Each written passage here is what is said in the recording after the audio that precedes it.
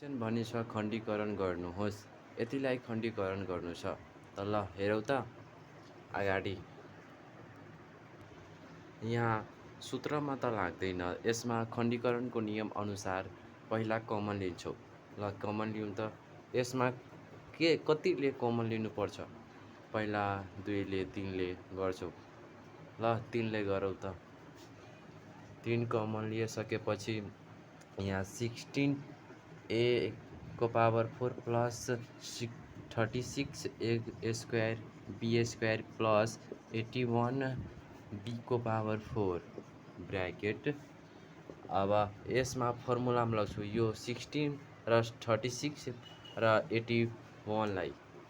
ल हेरौँ त, यतिलाई 4a स्क्वायर त्यसको whole square plus 9b square त्यसको होल स्क्वायर माइनस 2a मतलब a को सट्टा भयो 4a स्क्वायर, b को सट्टा भयो 9b square plus 36a square b square. तब हामी यसलाई सोल्भ गर्छौँ।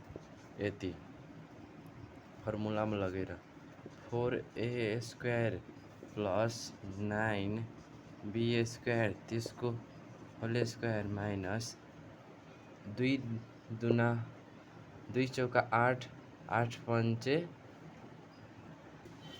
62a square b square plus 36a square b square र त्यस अगाडि 4a square plus 9b square को whole square minus 72 minus 72 plus 36 बाट घटाउँछु भने 36 को होल स्क्वायर गर्यो भने 6ab को होल स्क्वायर 6ab को होल स्क्वायर।